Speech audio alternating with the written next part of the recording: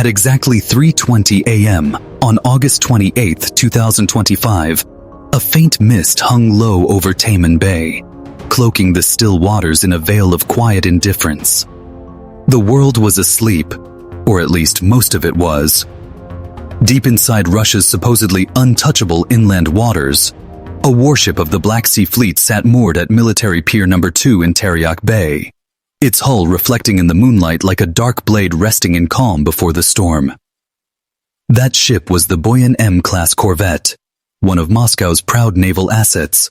Sleek, compact, and packed with lethal precision, it represented the pinnacle of Russia's small ship warfare strategy, capable of firing caliber NK cruise missiles across hundreds of miles with surgical accuracy. Each missile was a million-dollar machine of destruction, designed to strike deep into Ukraine's heart. Kyiv, Lviv, Odessa, any city that stood defiant. For months, this ship had terrorized Ukraine's skies and shores, launching wave after wave of missile strikes. Every time it left port, air raid sirens wailed across Ukrainian towns. Every time it returned, it carried with it the silence of devastation. But on this particular night, its return to harbor was not one of stealth or tension. It was one of celebration.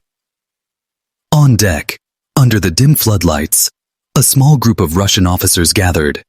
Vodka glasses clinked, laughter echoed, cigarette smoke curled into the air. The crew was at ease, perhaps too much so. The ship had just returned from a successful strike mission, and now it was docked in what Moscow proudly referred to as a safe zone, over 65 miles from the Ukrainian front line. Here, surrounded by layers of air defense batteries, radar towers, and coastal missile systems, they believed themselves immune from any threat. Inside the ship, some crew members rotated shifts, others slumped over their control consoles in fatigue. The ship was in resupply mode, refueling, running diagnostics, and reloading its deadly arsenal of 8-caliber cruise missiles. These weapons, each worth more than $1 million, were already being prepared for their next wave of attacks. Outside, the night remained tranquil. The faint hum of generators mixed with the rhythm of waves lapping against steel. The Buyan M, for all its might, had never felt so unguarded. What the crew didn't know, what no one in the entire Russian base suspected, was that just 6 miles away, something was moving silently through the darkness. Across the moonlit bay, a small civilian-marked fishing boat glided quietly, leaving only a faint ripple in its wake. On the surface, it was unremarkable. A simple vessel that might have carried nets, bait, and crates of fish. But inside, beneath its modest exterior, this boat concealed the tools of a new kind of warfare. At its helm sat 2 Ukrainian Special Operations soldiers from the 73rd Naval Center, their faces hidden beneath fishermen caps, their bodies wrapped in worn-out jackets to mimic local fishermen. Every movement they made was measured. No radio chatter, no lights, no sound beyond the gentle purr of the engine. Behind them, in what appeared to be a storage compartment filled with styrofoam boxes, lay the mission's true payload. 2 FPV, first-person view, suicide drones, known by their codenames Thunder and Vidplata. Retribution. These were not ordinary drones. Each one was a Beaver model, modified for maximum impact. They carried 8-pound armor-piercing warheads, equipped with night vision cameras and internal navigation systems that functioned independently of GPS. A crucial feature, since Russian electronic warfare units constantly jammed satellite signals around the Azov Sea. In essence, these drones were guided missiles with eyes, built on a budget that cost less than 1/50th of a single Russian cruise missile. In just a few minutes, these 2 small machines, built in garages, refined by engineers, and trusted by operators with nerves of steel, would carry out one of the boldest naval strikes in modern history. Taman Bay was more than a port. It was a floating fortress. Russian military planners had spent months turning it into a web of overlapping defenses. The Panzer S-1 surface-to-air missile system stood on the shoreline, ready to intercept any incoming drone or cruise missile. 2 Podlit K-1 radar stations scanned the sky continuously, their rotating dishes sweeping in broad arcs like watchful eyes. Anti-sabotage boats patrolled the inner perimeter. Even underwater, sonar buoys listened for divers or approaching mini-subs. It was, on paper, impenetrable. A fortress no drone could reach. But Ukraine had learned something from 2 years of relentless war. No fortress is invincible if you understand its blind spots. Through careful reconnaissance, satellite imagery, and signals intelligence, Ukrainian planners identified a narrow radar blind zone along the bay's surface, a low-altitude pocket just above the waterline where radar beams couldn't fully scan. It was a flaw so small, so technical, that Russian operators had dismissed it as negligible. But to Ukraine's drone teams, it was a golden pathway. If they could stay low, skimming the waves using the sea itself as cover, they could get close enough to strike before being detected. The odds were still razor thin, but Ukraine had learned to thrive on odds like that. At 3:27 a.m., the fishing boat slowed to a crawl, now just 3 miles from the target. The very edge of the Russian surveillance perimeter. The 2 soldiers exchanged a quick, silent nod. There was no time for hesitation. The operation had entered its critical phase. They removed the gray tarps covering the boat's rear compartment, revealing the SLM-EK outlines of the 2 drones. Each drone was roughly 4 feet long, its fiberglass body painted in matte gray, designed to blend with both sea and sky. Lightweight, nearly invisible to thermal sensors, they looked fragile, but appearances were deceiving. Thunder would target the radar tower, the ship's eyes. Vidplata would strike the heart, the missile launcher amidships. 2 strikes, perfectly timed, designed to paralyze before destroying. With steady hands, the soldiers activated the internal navigation systems. A faint electronic hum filled the cabin. They pulled the safety pins, pressed arm, then release. The first drone launched, shooting off the small rail like an arrow into the dark horizon. A thin streak of wake followed as it skimmed the water at high speed. 40 seconds later, the second drone followed. Both machines flew in near silence, just 7 feet above the surface, invisible to radar, invisible to the human eye. The small boat's role was done. From here on, the mission belonged entirely to the drones, and to the unseen operators guiding them from miles away inside a dimly lit control bunker in Zaporizhzhia. Inside that underground bunker, one operator leaned forward, his eyes locked on the flickering black and white feed streaming from the drone's onboard camera. The radar tower of the Buyan M loomed in the frame, a thin spire jutting above the deck. Around it, lights flickered as the ship's crew remained oblivious. He could even see faint human silhouettes moving, unaware that death was gliding toward them. The operator's finger hovered over the control stick. His heartbeat slowed, his breathing steadied. On his monitor, distance markers ticked down. 900 feet, 800, 650. Still no response from the ship.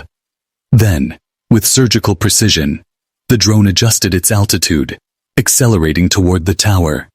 The operator began his countdown. 5, 4, 3. At 3:31 a.m., a blinding white flash illuminated the deck. The explosion ripped through the radar mast, shearing it in half. Fragments of molten steel and shrapnel rained across the ship.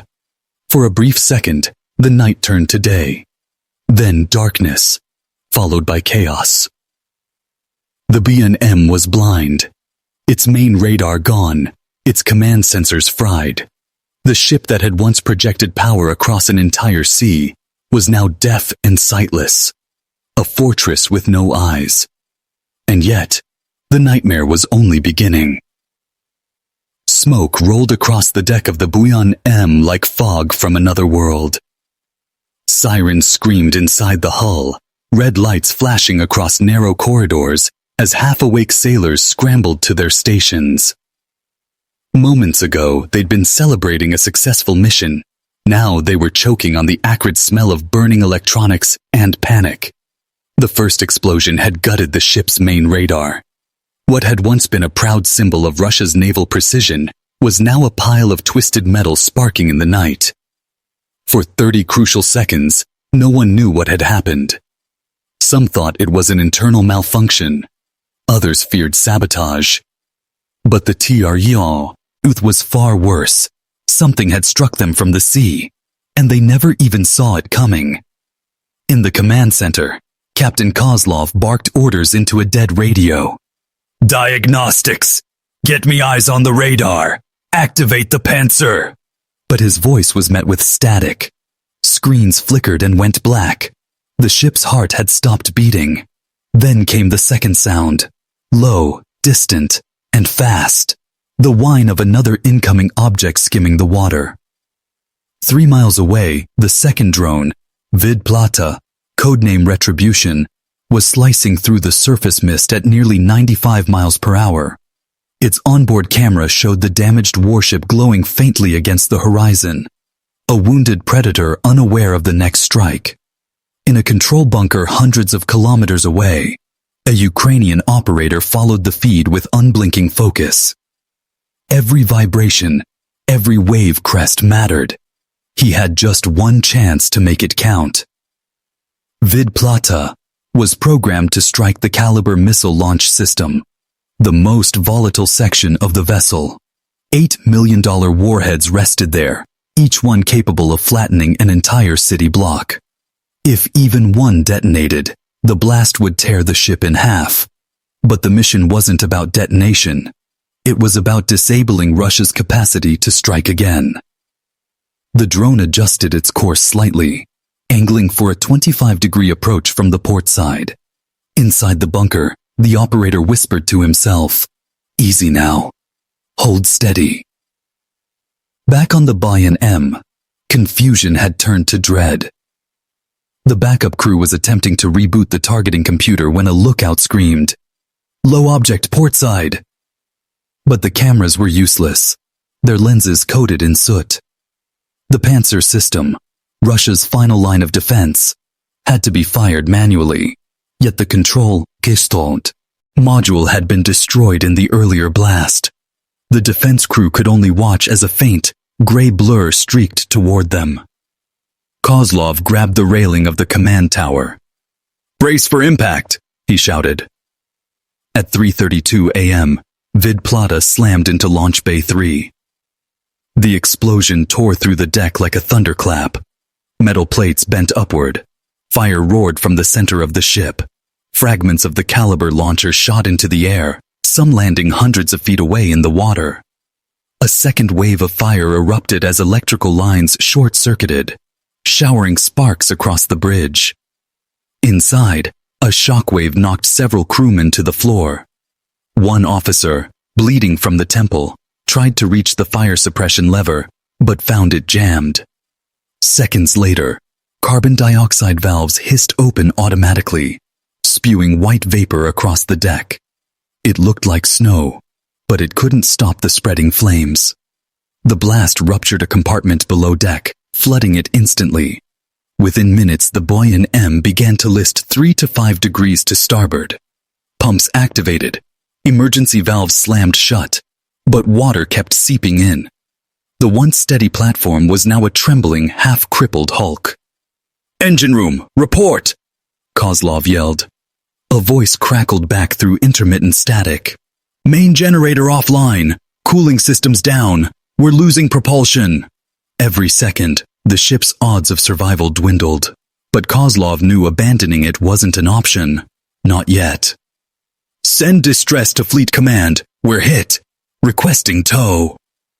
Far away, the Black Sea Fleet's communications officer received the broken message. Buyan M B-38 attacked. Radar damaged. Caliber system destroyed. Requesting support. For a moment, silence filled the control room. No one could comprehend how an enemy had penetrated 65 miles of layered defense. In Zaporizhzhia, the Ukrainian operators watched the final feed. Flames, engulfed the center deck. The ship's silhouette wobbled in the smoke. A soft cheer broke the silence in the bunker, but it wasn't celebration. It was relief. The mission had succeeded. 2 drones costing less than $4,000 combined had crippled an $80 million warship. The operator leaned back, exhaling for the first time in minutes. He removed his headset, wiped his face, and murmured, "For Mykolaiv, for Odessa, for all of them." Around him, others nodded silently. The job was done. Outside, dawn began to tint the eastern horizon. Somewhere across the bay, a Russian fortress burned. By 3:45 a.m., rescue boats from the nearby naval station reached the smoldering Buyan M. Fire still raged from the central deck, though the main ammunition hadn't detonated. An eerie stroke of luck. Medics pulled wounded sailors onto stretchers, their uniforms blackened with soot. One radar officer, still conscious, whispered, "They came from nowhere." As the ship was towed toward the port, smoke columns trailed behind like a funeral banner. The once invincible Buyan M was now nothing more than a scarred skeleton, proof that Russia's so-called safe zone was no longer safe. For Ukraine, it was a victory not just of technology, but of strategy, patience, and audacity, a blueprint for a new age of warfare.